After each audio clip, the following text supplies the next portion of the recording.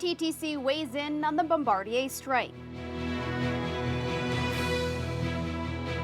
A destructive break-in at a city restaurant. And the shelter house gets a huge donation.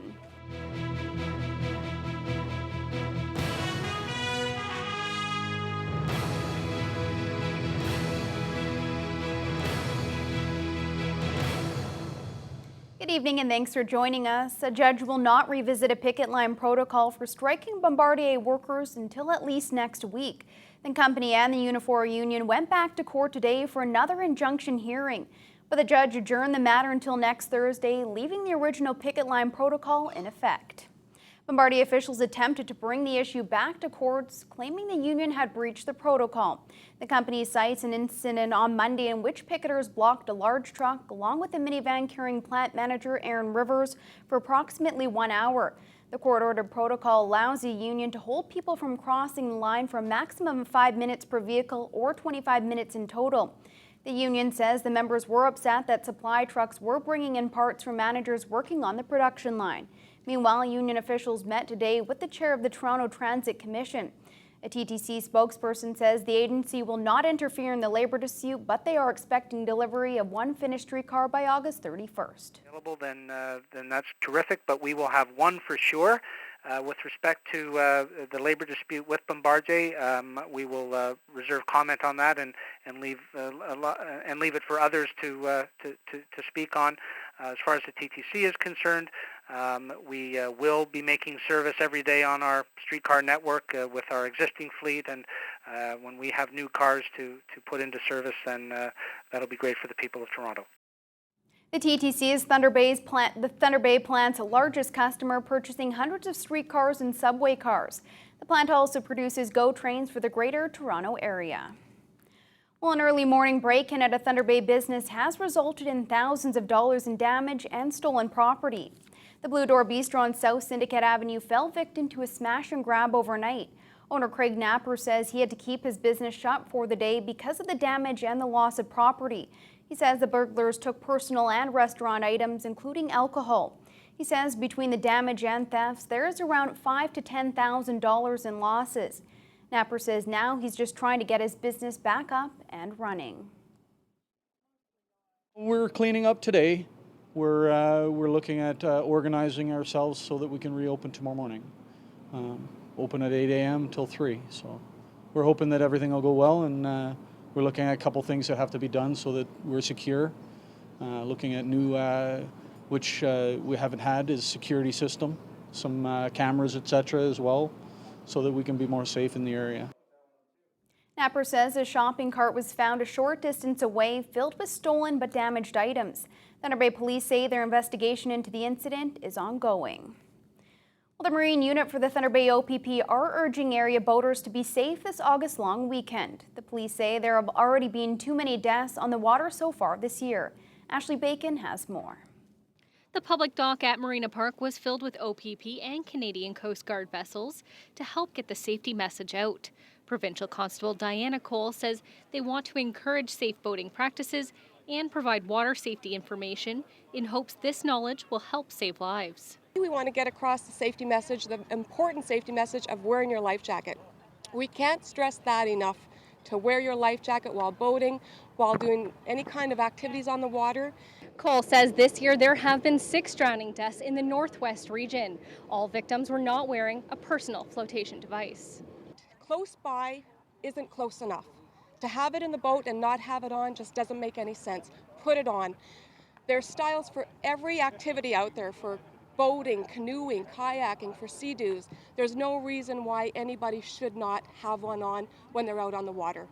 Currently, there is no law against not wearing a life jacket while boating as long as you have one within the vessel. Cole says there are too many things that could happen while on the water where you can't get to the life jacket, so it's important just to wear one. Anything can happen in a matter of seconds, and that doesn't allow you enough time to grab your life jacket to put it on.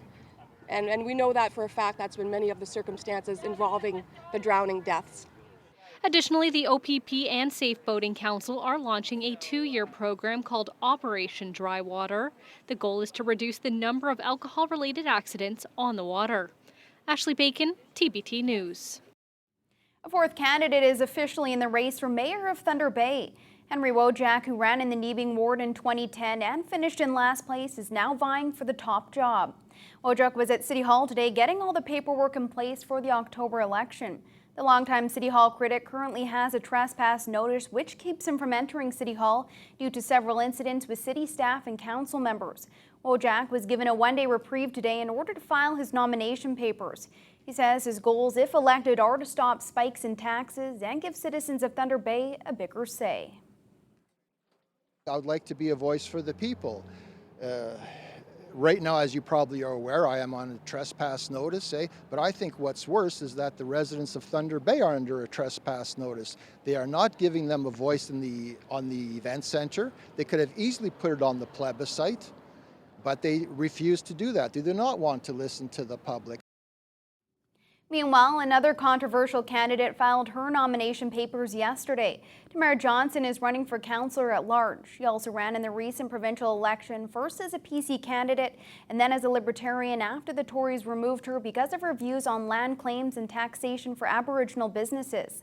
Several other new candidates have also registered at City Hall recently. Chris Holland is running for councillor at large, and Claudio Monteleone is running for councillor in the Current River ward. Well, a man who worked in the kitchen at a Thunder Bay restaurant is responsible for giving the shelter house a huge donation today. Robert Goddick also helped many people around the world. Unfortunately, the young man is no longer here to receive thanks for his contributions. Phil Darlington has the story. Robert Goddick worked as a dishwasher for Masala Grill. He passed away from a heart attack last year at just 43 years of age. In his passing, he left the shelter house with a donation that will help to make the lives of those in need a bit better. Yeah, I'm really proud that my brother donated this $50,000 to Shelter House. It will help a lot of people, and it was his organization of choice, and we're very proud of him. Executive Director of Shelter House, Patty Haidu, was overwhelmed by the donation. She says the money will help to sustain the facility as it has many programs that it runs and often needs to draw from a reserve fund because their total donations often fall short. Raising anywhere between $300,000 to $500,000 in any given year, depending on the programs and the things that we're offering. And so that's a real struggle for Shelter House. We have to actively do a number of fundraising items. However, $50,000 is not all Goddick donated. He was an organ donor, so as far as I know, 6 people got to benefit from receiving his organs from all around the world. His sister does not know exactly why her brother donated to the shelter house, but she says they spent time in the area and feels this may be part of why he felt compelled to help out. And that's really heartwarming to know that they see the good that Shelter House provides to our citizens. Phil Darlington, TBT News. The 10th annual Bay Street Film Festival is doing things a little differently this year. The organization is adding a contest to the program for local film directors. The Hatch a Film contest will feature a pitch night for aspiring Thunder Bay filmmakers. After the application process, 7 finalists will be chosen. These 7 groups will then present their ideas to a panel of judges. Chair of the festival, Kelly Saxford, believes the interest in filmmaking within the community is on the rise. We have a filmmaking community that has grown over the past decade, and we really want to celebrate that. That's the whole point of the Bay Street Film Festival, which is also an international film festival. So we bring in filmmakers from especially Nordic countries, Sweden, Finland, Norway. So we want to show off our talent and our stories. The submission deadline for the contest is August 25th. Applicants can turn in their work online or at the Finlandia Club free of charge. Well, the City of Thunder Bay is celebrating 100 years of play today with dozens of lucky kids on hand at the Fort William Stadium. The City Playgrounds program began in 1914 with 5 supervised playgroups. Now there are 16 throughout Thunder Bay catering to children from the ages of 5 to 12. The big event saw the kids were treated to fun in the sun as well as a big birthday cake. Program Supervisor Steve Tomei says recreation is a key component in childhood development. It comes down to the foundation of play. I mean, we offer, the Recreation Culture Division offers many different variety of opportunities for children to get involved be happy, make friends with one another. It's just been a great opportunity, and having them here today really showcases that. The playground supervisors, all the staff, the volunteers, we have the 55 plus center coming today to help out, and when you engage seniors with youth, seniors can teach youth so much as well. So it's such a good mix, and I'm very proud to be part of it. Mayor Hobbs has previously declared 2014 as the year of play. The goal of the celebration was to gather positive memories and create new ones. Participants were asked to sign a community puzzle board to commemorate the experiences with the program. Well, it's about that time of year when the sights, sounds, and smells of Italy fill the air in Thunder Bay. This weekend will mark the 24th annual Festa Italiana. It's organized by the Italian Society in Thunder Bay. It started off in 1991 with around 4,000 people, and over the 2 days it's grown ever since, drawing in 20 to 25,000 people last year. The Society held their kickoff news conference today with an exciting assortment of dishes to try out and Italian-style musicians playing for all to hear. Organizers say this year there are also more prizes available.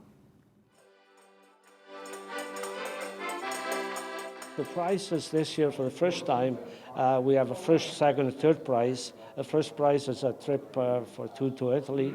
Second prize is cash money for $750, and third prize is a set of golden earrings. And all the proceeds, all those prizes have been donated, so all the money, all the sales go to the Cancer Society.